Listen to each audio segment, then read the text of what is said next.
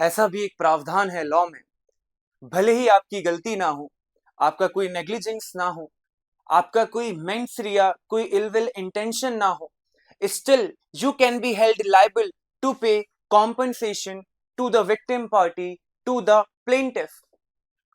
Welcome to this session. My name is advocate Abhishek Choubey और आज हम जिस कंसेप्ट के बारे में डिटेल में जानने जा रहे हैं उस कंसेप्ट का नाम है, which is visible on the board, that is the doctrine of strict liability. So first of all, make a heading in your notebook, strict liability, और कोष्ठक में in brackets आप ये भी लिखें, it is also known as strict liability. Why are we studying this concept? और क्यों मैंने टॉट्स में इस कंसेप्ट को आखिरी में रखा हुआ है? उन कैटेगरीज के साथ जिसमें हम एब्सोल्यूट लाइबिलिटी पढ़ेंगे, जिसमें हम स्ट्रिक्ट लाइबिलिटी पढ़ेंगे, जिसमें हम वाइकेरियस लाइबिलिटी पढ़ेंगे एंड अल्टीमेटली जहां पर हम डिफेमेशन भी पढ़ेंगे। So why are we studying strict liability? यहां पर ऐसा क्यों है कि बिना गलत इंटेंशन, बिना किसी नेग्लिजेंस के बावजूद आपको कोर्ट लायबल ठहरा सकता है कॉम्पनसेशन देने के लिए। So let us see the ingredients of this particular concept, वो क्या कहते हैं, ताकि हम और अच्छे से इसको समझ पाएंगे। So first of all, kindly write the definition visible on the board, which says that a person who introduces dangerous substance onto his property must keep them at his own risk. अगर आप कोई dangerous substance अपनी property में लाते हैं तो आपका जो duty of care है अपने नेबर्स के प्रति वो बढ़ जाता है। Now what is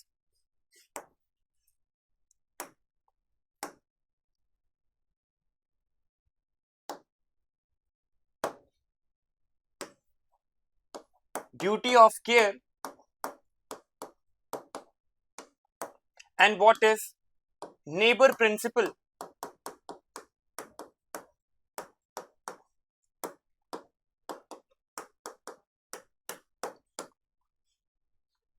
So the moment I say the duty of care here is a keyword. Duty of care मतलब ये आपके ऊपर एक जिम्मेदारी है, एक आपके ऊपर ड्यूटी है कि आपको केयर रखनी है, कि आपको दूसरे लोगों के प्रति भी आपकी ड्यूटी है कि आपको उनका ध्यान रखना है। मतलब ऐसा नहीं है कि मेरे बगल में कोई मेरा नेबर रह रहा है जो कि एक लाइब्रेरियन है। अब मेरी ड्यूटी ऑफ केयर यहाँ पे ये बनती है कि मैं कोई ऐसी गतिविधि, कोई ऐसी एक्टिविटी, कोई ऐसी क्रिया ना करूं जिससे उस व्यक्ति को नुइसेंस हो, जिससे उस व्यक्ति को कोई हार्म हो जाए या कोई डैमेज होने की संभावना भी हो। अगर मैं अपने घर में बम बना रहा हूं या कोई केमिकल रिएक्शन कर रहा हूं जिसके ऑब्नॉक्शियस फ्यूम्स उसके घर तक जा रहे हैं, this is a case of strict liability. अगर मैं अपने घर में एक जंगली जानवर लेकर के आ जाता हूं जिसका नाम होता है spotted hyena, you guys must be conversant with this species, canine family में बिलोंग करता है spotted hyena, one of the most ferocious animal, और उसको ला करके मैं घर में रख देता हूं चेन से बांध करके। आप मुझे बताइए, व्हाट इफ ये वाइल्ड एनिमल है, फेरोशियस इन नेचर है, अगर ये अपनी चेन से छूट करके लाइब्रेरियन के घर चला जाता है और वहां पर उसको घायल कर देता है, तो यहां पर मैं लायबल क्यों रहूंगा? सबसे पहले हमें यह समझना है ऐसी सिचुएशन में लॉ मुझे लायबल क्यों ठहरा रहा है। सबसे पहले इसीलिए कि आप ये बताइए कि रेसिडेंशियल एरिया में क्या आपको ये पता नहीं है कि स्पॉटेड हाइनास रखना ये एक्ट कितना डेंजरस है? This is non natural use of land. ऐसा करना गलत है। समाज में इस तरह की गतिविधियों को इलीगल माना जाता है।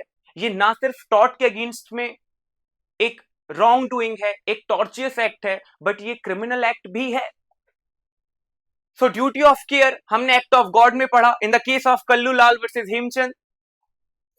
ड्यूटी ऑफ केयर हमने नेग्लिजेंस में भी पढ़ा है in the case of Donoghue versus Stevenson, और वहां पर भी हमने कंसेप्ट देखा था neighbour principle. What is neighbour principle? ऐसा ही नहीं है कि मेरी जिम्मेदारी सिर्फ मेरे पड़ोसी को लेकर के है, वो लाइब्रेरियन को लेकर के है। अगर मैं बाजार में हूं तो मेरे आसपास विसिनिटी में जितने लोग हैं वो मेरे नेबर्स हैं। अगर मैं क्लासरूम में हूं तो मेरे जो आसपास जितने स्टूडेंट्स बैठे हैं वो मेरे नेबर्स हैं। क्लास में पढ़ाने का तरीका ये है, ये मेरा ड्यूटी ऑफ केयर है, मुझे इस चीज का ध्यान रखना है मेरी किसी क्रिया गतिविधि से किसी बच्चे किसी स्टूडेंट का किसी क्लाइंट का नुकसान ना हो मेरे while I am in a class और I am in a courtroom। ये पढ़ाने का तरीका है। लेकिन अगर मैं इसे ऐसे पढ़ाऊं, यस, और अगर ये पेन छूट करके किसी को लगता है तो ये बात तो तय है कि मैं अपने किसी क्लाइंट या किसी स्टूडेंट के लिए इस तरह का एक्ट से ये नहीं चाहूंगा कि ये छूट करके अगर उसे लग रहा है तो मैं कोर्ट में ये कह सकता हूं ना कि sir my Lord I am really sorry, that was not intentional act. और मैं सच कह रहा हूं, that was not my intentional act. लेकिन सिर्फ तुम्हारा इंटेंशन नहीं था, क्या सिर्फ इस कारण तुम्हें छोड़ दिया जाए? सामने वाले को नुकसान हो गया है, मान लीजिए उसकी आंख फूट जाती है, कोई ऑक्यूलर उसको प्रॉब्लम हो जाती है, परमानेंट डैमेज हो जाता है, it's a case of grievous hurt and if wants to file a case under tort with the objective of seeking compensation, तो टॉर्ट में वो बैटरी में लगा सकता है, नेग्लिजेंस में लगा सकता है, क्योंकि सर ये तरीका सही नहीं है, दिस इज नेग्लिजेंस। हम बोल रहे हैं भले आपका मेंस रिया नहीं होगा, भले आपका इंटेंशन गलत नहीं होगा, लेकिन आप लापरवाह हैं। आपको नॉलेज तो था ना सर कि इस तरह अगर आप करेंगे तो पेन छूटने की संभावना है, और अगर पेन छूट जाएगा तो फिर किसी आसपास के व्यक्ति को जो मेरे नेबर्स हैं उनको लग सकती है, फिर भी आप इस तरह का एक्ट कर रहे हैं, मतलब आप एक्ट रेकलेस मैनर में कर रहे हैं, बिना डरे कर रहे हैं। तो ये जो रेकलेस वर्ड है, पता होने के बावजूद भी उस तरह का एक्ट करना, यहां से मेंस रिया समझ में आ रहा है। You were negligent. You can be held liable to pay compensation. This is the case of duty of care and neighbor principle.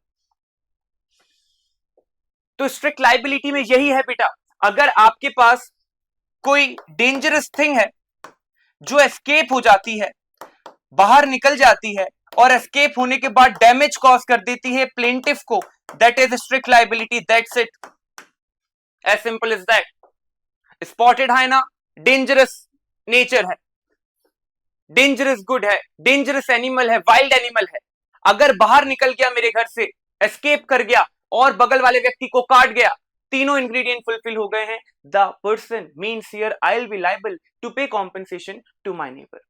That's the perfect example to understand the concept of strict liability. Now it's the time to dive deep and we'll understand this concept with the help of exceptions as well. So I hope you have written down this definition. This is very important, which is encapsulating all the rudimentary ingredients in itself. Now, the keyword is dangerous substances. What are dangerous substances? We understood, sir, wild animal, explosives, chemicals, gas, water, water in large quantity. पानी सभी के घर में है, ऐसा कोई घर नहीं होगा जहां पे पानी नहीं है, लेकिन वाटर इन लार्ज क्वांटिटी रखना, बहुत अत्यधिक मात्रा में रखना, अब ये डेंजरस थिंग में आ गया है। क्यों आ गया है डेंजरस थिंग में? क्योंकि अब अगर ये ब्रेक एस्केप हो गया तो नेबर के घर में बाढ़ आ सकती है। आई मीन टू से नेबर के घर में डैमेज कॉज हो सकता है। एक घर में एक पानी की टंकी होना स्वाभाविक सी बात है, मैं मेरे घर के ऊपर अगर 20 टंकियां रखता हूं, अब नाउ इट्स डेंजरस थिंग, क्योंकि अब अगर एस्केप हो गया तो बहुत बड़ा डैमेज कॉज हो सकता है, ना सिर्फ एक व्यक्ति को बल्कि 4 से 5 लोगों के घर में प्रॉब्लम हो सकती है जो कि मेरे नेबर्स हैं। Water in large quantity, this we will understand in more detail in the case of Rowland versus Fletcher. I want you to write down the name of this case law, Rowland versus Fletcher, one of the most landmark judgments in law of tort. हम पहले से समझ चुके हैं, HB versus white हमने देखा, हमने Donoghue versus Stevenson का केस देखा in the last lecture when we were dealing with the topic of negligence. Now we are studying the concept of strict liability and the landmark judgment is Rylands versus Fletcher. Electricity etcetera. These are the examples. अब मान लीजिए question में ऐसा आता है कि एक शिट्जू breed का डॉग है मेरे पास। शिट्जू आप लोग समझते होंगे, एक पोमेलियन ब्रीड का, जैसे जो एक डॉग होता है, बहुत क्यूट सा पपी होता है जो सिर्फ भौंकता है, काटता किसी को भी नहीं है और दिखता भी बहुत क्यूट है। वाइल्ड कैटेगरी में वो नहीं आता, it's not a wild animal, it's a pet animal. अब मैंने रखा हुआ है अपने घर पे, लेकिन अब क्वेश्चन में यहां ये आता है कि वो पिछले 2 वीक में 20 लोगों को बाइट कर चुका है, काट चुका है। Now although it is not a wild animal, but still ये डेंजरस गुड में, डेंजरस प्रॉपर्टी में, डेंजरस सब्सटेंस में आ गया है। It is falling under the purview of dangerous good, dangerous substance. अब अगर वो बाहर जाकर के किसी को काटता है, I will be held liable for giving compensation to the plaintiff. I hope you understood the concept. अब यहां पर ये जो बेटा डेफिनेशन दी रखी है, इसको भी आप लिख लें। Under this principle, if a dangerous thing escapes and causes damage, the owner is held liable even in the complete absence of negligence. भले ही आप लापरवाह नहीं थे, भले ही आपका इंटेंशनल एक्ट नहीं था, बट फिर भी आपके ऊपर लाइबिलिटी आएगी, क्योंकि यहां पर स्ट्रिक्टली लाइबल ठहराया जा रहा है लोगों को। यहां पर बात यह है कि तुम डेंजरस सब्सटेंस अपनी प्रॉपर्टी पे लाए ही क्यों? तुम डेंजरस सब्सटेंस सोसाइटी में, रेसिडेंशियल एरिया में ला ही क्यों रहे हो? और अगर ला रहे हो और अगर वो एस्केप होकर के डैमेज करता है नेबर्स को, you will be held liable to pay compensation. That's it. होता क्या था बेटा कि जो बड़े बड़े बिजनेसमैन हैं, हाँ, जो इंडस्ट्रियलिस्ट हैं, वो इस तरह की एक्टिविटीज अपने घर में करते थे, रेसिडेंशियल एरियाज में करते थे। तो ऐसा काफी हुआ पहले कि डेंजरस थिंग एस्केप हुई, काफी डैमेज हो गया। ये कुछ केमिकल्स रिएक्ट कर रहे हैं, कुछ कॉम्बिनेशन के कारण कुछ ऑब्नॉक्शियस फ्यूम निकली, गैस निकली, जो आसपास के लोगों को काफी बीमार कर गई, जिनके लंग्स एबनॉर्मल हो गए, बच्चों को प्रॉब्लम होने लग गई, हाँ, रेस्पिरेटरी रिलेटेड डिसीज हो गई हैं। तो यहां पर इस तरह की चीजें काफी हुई पहले, इसलिए ये कंसेप्ट का इजाद हुआ। ये जो केस लॉ है रैलैंड वर्सेस फ्लेचर का, ये आज हम पढ़ेंगे बड़े ध्यान से। इससे आपको पता चलेगा और बेहतर तरीके से कि स्ट्रिक्ट लाइबिलिटी क्यों है। I gave you the rational कि हम सर स्ट्रिक्ट लाइबिलिटी कंसेप्ट पढ़ ही क्यों रहे हैं, इसमें ऐसा क्यों है कि व्यक्ति भले नेग्लिजेंट नहीं है, भले उसका एक्ट इंटेंशनल नहीं है, फिर भी वो लायबल है बेटा कॉम्पनसेशन देने के लिए। It's not easy to comprehend. We have to focus on the rational with which ये एग्जिस्टेंस में आया है, जो मैं आपको ऑलरेडी बता चुका हूं। Now let's proceed further. This is Rylands versus Fletcher, landmark case, Rylands versus Fletcher. Defendant constructed a water reservoir on his land. The moment you see this word water reservoir, it means यहाँ पर पानी मौजूद है, that too in a large quantity, dangerous thing में आ गया है, dangerous substance में आ गया है, पहला ingredient fulfill हो गया है यहाँ पे।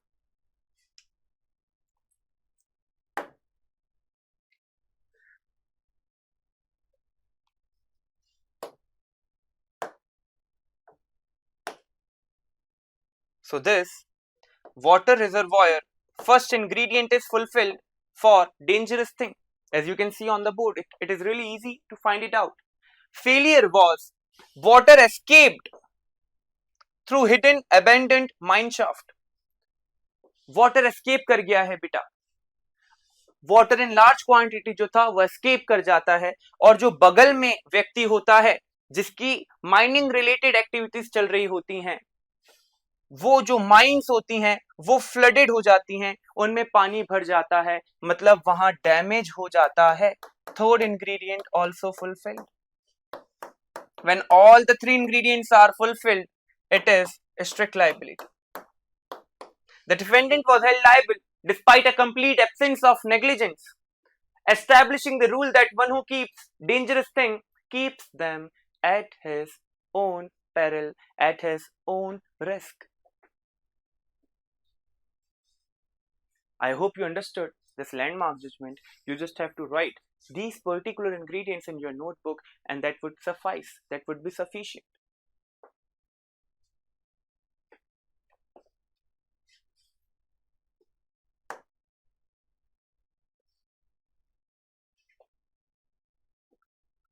तो यहां पे हुआ क्या बेटा, आपको मैं थोड़ा डिटेल में बता देता हूं ताकि आपको कॉम्प्रहेंशन में प्रॉब्लम ना आए।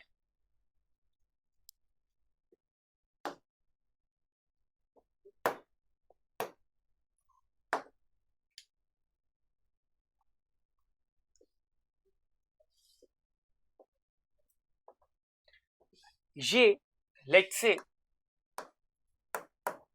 रंगा ने अपना रिजर्वायर बनाया बेटा, दिस इज वाटर रिजर्वायर, ठीक है, डिफेंडेंट्स न्यूली कंस्ट्रक्टेड रिजर्वायर।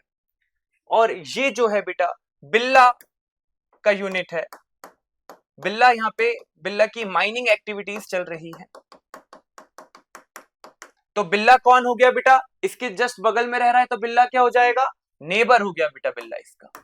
और अगर नेबर हो गया है तो अभी हमने फर्स्ट स्लाइड में क्या देखा, ड्यूटी ऑफ केयर है रंगा की बिल्ला के प्रति कि वो कोई ऐसी गतिविधि, कोई ऐसी एक्टिविटी ना करे जिसके कारण डैमेज हो जाए यहां पर बिल्ला को। दिस इज बिल्ला।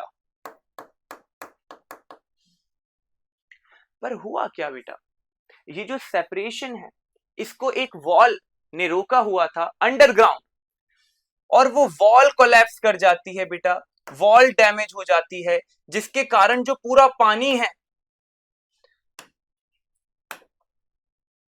पूरा पानी बेटा चला जाता है इसके माइंस में। और पानी चले जाने के कारण इसका जो पूरे गुड्स होते हैं वो खराब हो जाते हैं, सब कोयले वगैरह में पानी चला जाता है, बर्बादी हो जाती है बेटा, मातम छा गया है बिल्ला के यहाँ, काफी भारी नुकसान हुआ है। अब बिल्ला यहां पर दुखी है। आप मुझे बताइए, is Billa eligible to seek compensation from Ranga? Definitely yes. सबसे पहला तो water in large quantity ingredient fulfilled, escape हो गया है, सेकंड इंग्रेडिएंट फुलफिल्ड, और यहां पे डैमेज हो गया है बेटा बिल्ला को काफी ज्यादा, तो third ingredient now is also fulfilled. Ranga will be strictly liable for paying compensation to बिल्ला।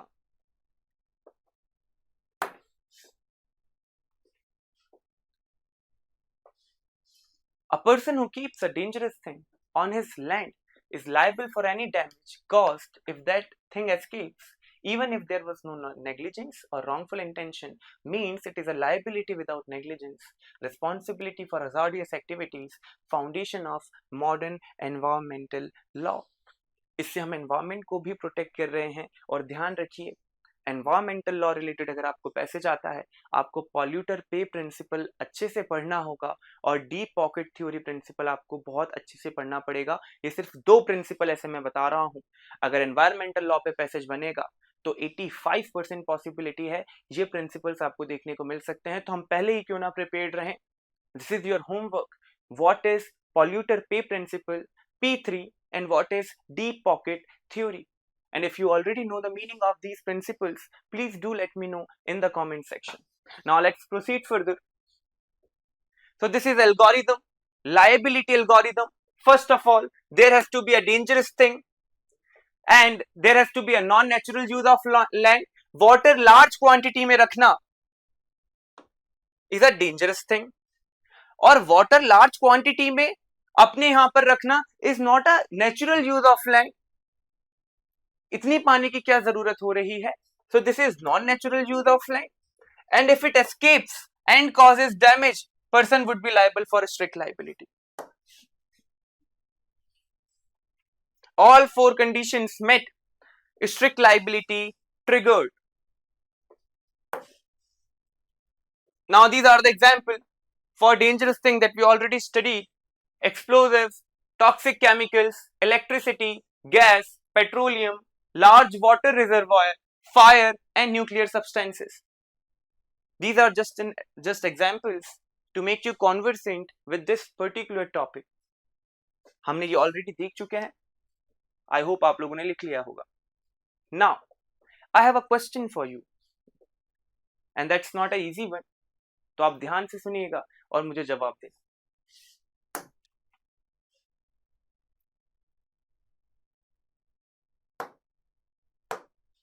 So I am drawing the whole factual situation on this side of the board. This is a factory, okay? ये factory के premises हैं बेटा, इसके अंदर factory है, ये boundary है।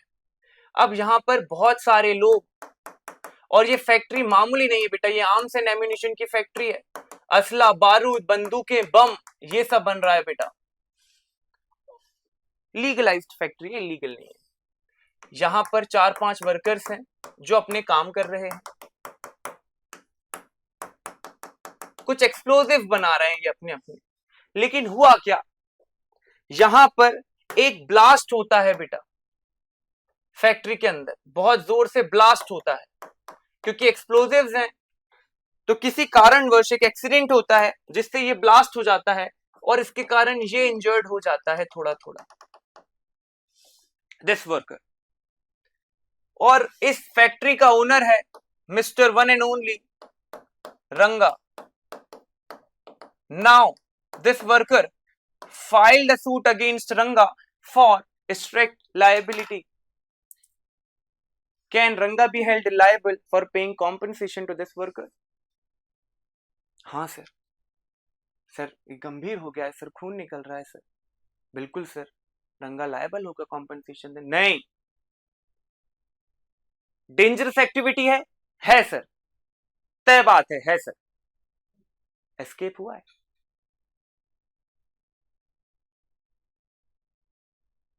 नहीं हुआ बेटा एस्केप। एस्केप कहां हुआ, फैक्ट्री के अंदर की घटना है ये, एस्केप नहीं है।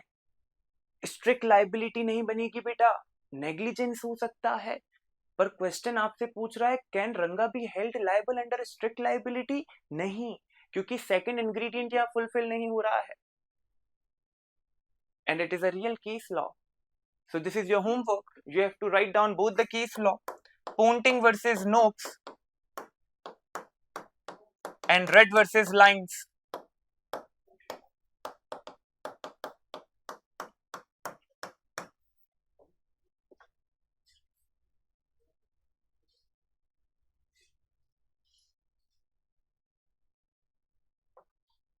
So this is just for illustrative purpose. Chemicals, dam burst, fire escape, gas leak, electricity hazard, these all are the examples for modern industrial applications. Now, I have a last question for you, and after that we'll be done with the concept of strict liability. Now let's see that particular question.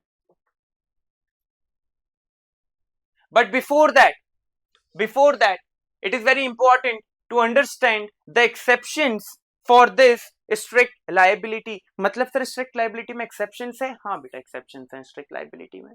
अगर defendant इस तरह के exceptions ले पाएगा तो फिर वो strictly liable नहीं होगा। जैसे अगर प्लेंटिफ का ही फॉल्ट है, जैसे अगर एक्ट ऑफ गॉड है, जैसे अगर एक्ट ऑफ स्टेट है, जैसे अगर एक्ट ऑफ थर्ड पार्टी है। ये कुछ एक्सेप्शंस हैं, but we'll deal with the exceptions in the next lecture. उससे पहले हम ये समझ लें स्ट्रिक्ट लायबिलिटी की definition, ingredients, landmark judgment, examples, 3 important questions हमको ये समझ लेना पहले बहुत ज्यादा इंपॉर्टेंट है। So these are exceptions in detail. You can take a screenshot and can make down the notes of the same. This is breaking point, and this is the last slide. You must have taken down the notes. Now, I want to ask you one last question. So put your whole focus on the board. और मैं चाहता हूं इसका जवाब हम सभी सही से दे पाएं ताकि हम नेक्स्ट लेक्चर के लिए खुद को प्रिपेयर कर सकें।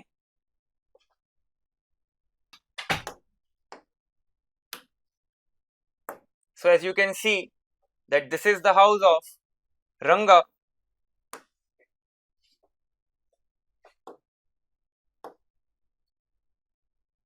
and this is a house of Billa, and this is a proper demarcation. यहां तक घर है बेटा रंगा का और यहां तक घर है बिल्ला का।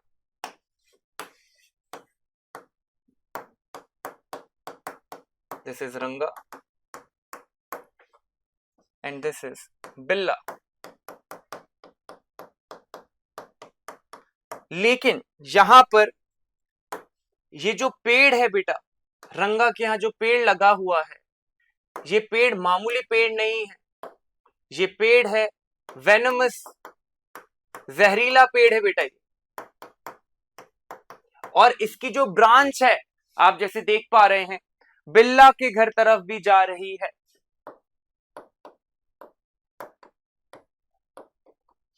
और अब यहां पर एंट्री हो रही है बेटा हॉर्स की, जो कि बिल्ला का घोड़ा है। बिल्ला का जो घोड़ा है वो यहां पर आता है और उचक करके ये खाने लगता है। हॉर्स है बेटा ये, ठीक है। तो ये उचक उचक करके ये पत्तियां खा लेता है, जिसके कारण आप मुझे बताइए क्या यहां पर रंगा लायबल होगा स्ट्रिक्ट लाइबिलिटी के लिए? डेफिनेटली लायबल होगा ना सर। वेनमस ट्री घर पे उगाने वाली चीज है क्या sir? Existence of dangerous thing है, ठीक है। Non natural use of land है सर, एस्केप हो गया है सर, एंड अल्टीमेटली डैमेज हो गया है। This is escape. Now what if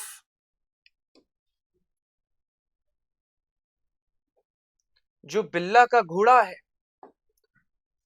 बिल्ला का घोड़ा यहां पर आकर के रंगा के घर में अब अगर पत्तियां खाता है और अब अगर बेहोश हो जाता है, बिल्ला का घोड़ा रंगा के घर में आकर के लीव्स कंज्यूम करता है वेनमस ट्री की, और अब वो घायल हो गया है, बीमार हो गया है बेटा, एडमिट है, आखिरी सांसें ले रहा है। नाउ कैन रंगा B held liable for strict liability? I want your answers on the comment section. I hope you understood the concept of a strict liability. और मैंने काफी देखा है बेटा, आप लोग कमेंट्स कर रहे हैं फॉर द नेक्स्ट लेक्चर, बेटा आप मुझे थोड़ा टाइम दें। आई होप यू अंडरस्टैंड, लेकिन आई प्रॉमिस यू ऑल कि अब मैं ज्यादा गैप नहीं रखूंगा। And on next lecture I am coming with the concept of exceptions of strict liability and the concept of absolute liability. उसके बाद 2 लेक्चर्स बाद बेटा टॉट खत्म है अपना, ठीक है। उसके बाद एक लाइव सेशन हम रखेंगे। लाइव सेशन में आप लोगों को सारे अपने अपने डाउट्स लेकर के आने हैं, तो हम लाइव कॉन्वर्सेशन में, लाइव सेशन में हम डाउट्स क्लियर करेंगे और हम 1-on-1 कम्युनिकेट भी कर पाएंगे। That's all for this lecture. My name is advocate Abhishek Choubey. I hope you understood the concept. That's all for today's lecture. Take care. See you in next lecture.